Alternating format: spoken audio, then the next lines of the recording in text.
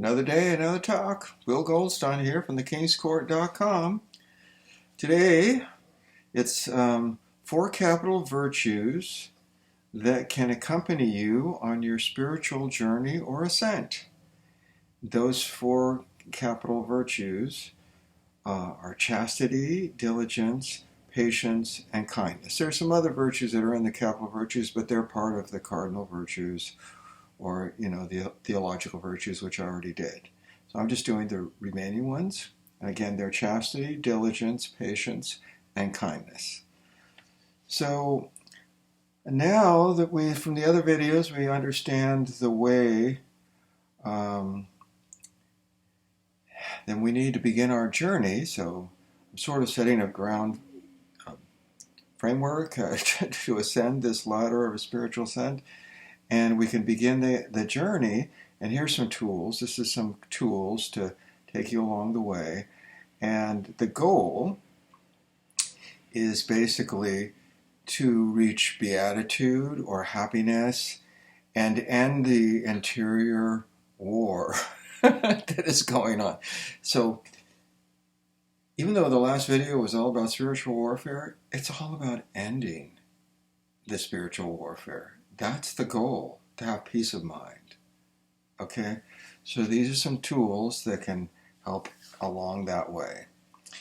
So, there's a dialogue that goes on in a lot of people's mind, and they're self-conscious about this, and they're worrying about that, and so they just fret over a lot of stuff, and so there's these opposing forces that are going back and forth in the interior of the mind, and it's a battle that's going on, and we're trying to overcome that battle and basically produce harmony with God and with nature. Okay, so at peace with God and at peace with nature and other people. And one of the ways that you can do that is through some detachment, and it's the end the war of desire. So a lot of times people are fretting over things because they want. They desire this and they desire that, and they can't get it, and so it leads to a lot of frustration and anxiety in a lot of people's lives. And so part of this tools that we're learning today are to deal with that. And the whole idea is that we're going to become a better human beings. So the more, the worse you feel about yourself, the more fearful you'll be. The better you feel about yourself, the more love that you'll have towards God and towards other people. There's a very well-written book by that's Letting Go of Fear. That was an excellent book on that subject. So basically, love is letting go of fear. I think that's the name of the book.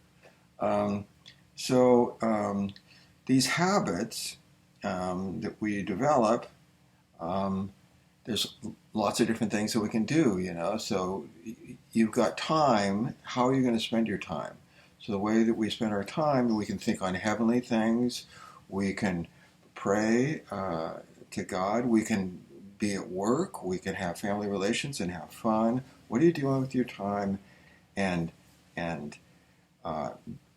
you want to be at peace with whatever you're doing. You want to be at peace within yourself and with other people and with God.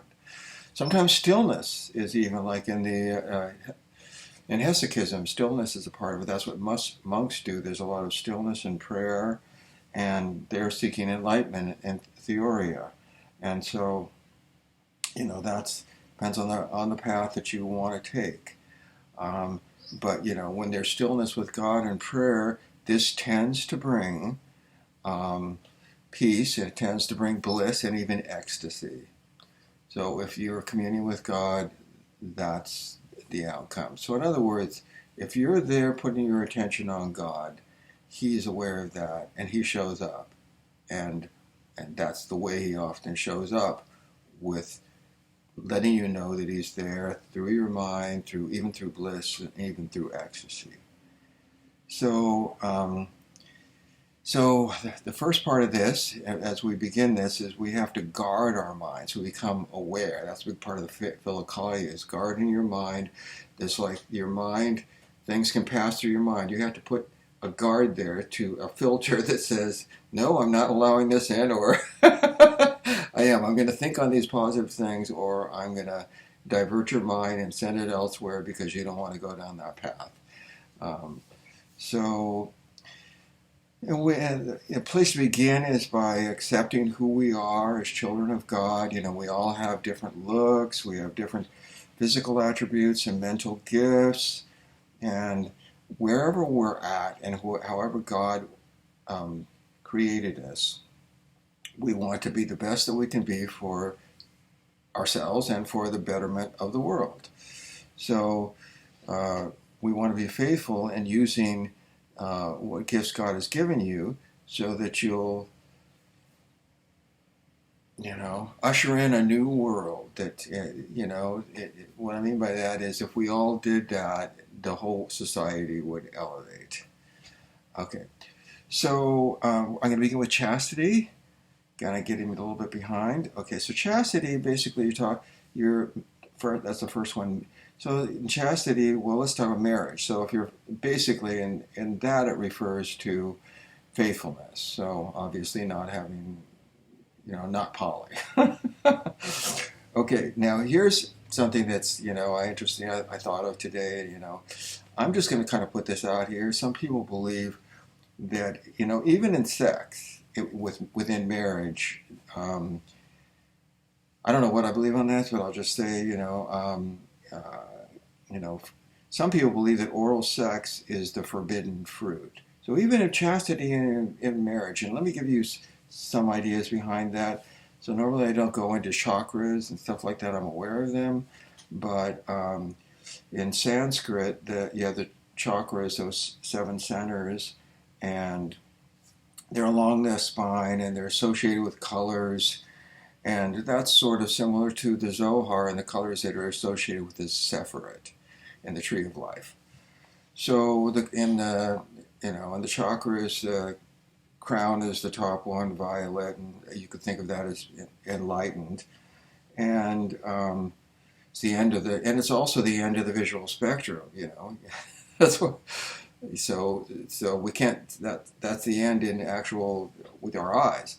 So, and then the third eye is the one below that. Is the indigo, is the color of that. And then I'm going to skip the other ones and go down to sacral, and that's the sex chakra.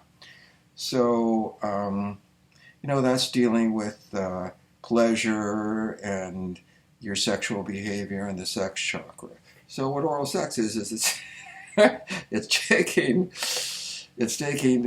those two and it's blending them.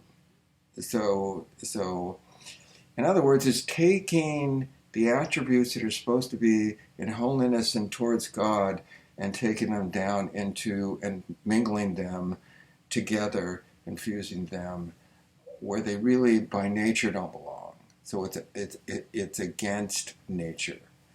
So, and I'm not saying this is just my opinion, and a lot of people would disagree with this, and I don't even know how I feel about it. I'm just giving you a viewpoint.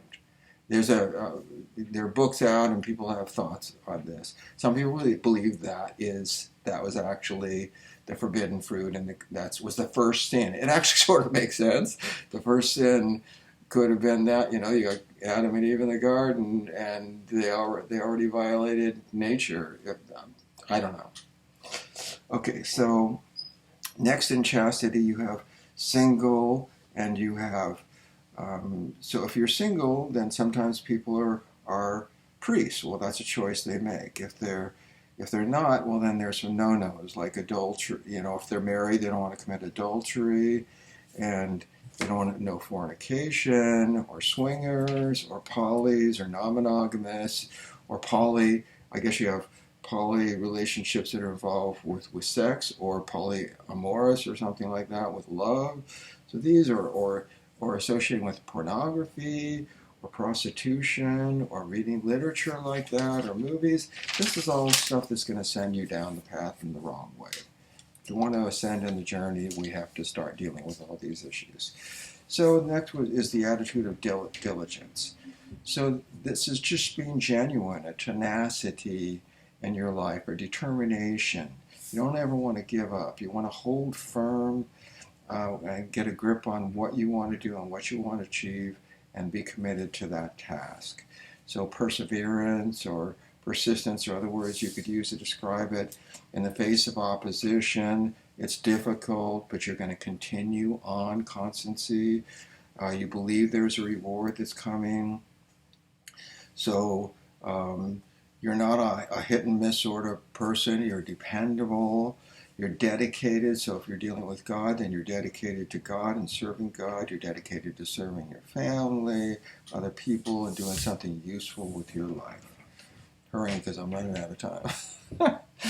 So patience. You're waiting on the Lord. If you're always waiting on the Lord and trusting that God knows best, and aligning your desires with the will of God. So what's going to happen if you pray to Him and He wants it to happen? It's going to happen in His way and His timing. He's going to answer the prayer, but we have to do our part. He's not going to just do it all of your part. He expects you to do something. So if you have really great expectations that aren't in His will, well, this can lead to a lot of disappointment and getting upset and frustration and giving up on your tasks because you have unrealistic expectations that just aren't going to happen. You know, if you knock on the door for God to do something and He's not going to do it, He's not going to do it. So we need to be patient in responding properly to our situations and not being impulsive. Notice I use the word responding. And not being impulsive and reacting. So if we haven't taken a little bit of time to think about things, all these things contribute to happiness. However, if you're not happy, well, then we're going to do a lot of complaining and blaming and fault finding, which leads to manipulation to get what you want. This is all just going to make you a wreck.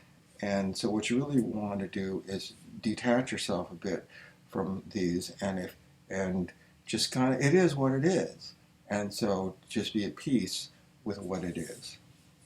So the last and most important is kindness. So all the other three basically lead toward kindness. Another way of saying kindness is loving kindness, and that's making ethical decisions for the benefit of others without seeking a reward. So you don't need a payback or even any recognition. You're doing good for the sake of it being good. I make no money for doing this video, and I'm not even trying to make any money. Okay, well, maybe I have some links to my music. But anyway, but doing right just because it's right. So the golden rule: do unto others as you would have others do unto you. What Jesus said. You know, this is kindness, loving kindness. Kindness brings a smile to your face, and it brings a smile to other people's faces. And it spreads love. And thus the words, thy loving kindness. Notice that they're joined. The greatest of these is love, and it's loving kindness joined together. This is what we're leading to in our ascent. So touching other people's lives and hearts and bringing peace and harmony into the world through loving kindness. And if we all did this and all lived our lives in this way, then we would all ascend. And that's the future of the world that's coming. And when I say that, I mean the Messianic kingdom. When Christ returns, the second coming. At some point I might do some videos on that. I wrote 3 volumes of songbooks on it. At my website. So, but anyway, I hope you enjoyed this video, and I've been doing these daily, so we'll see how that keeps going, and have a wonderful life and on your spiritual journey, and I hope to see you on the other side. Bye-bye.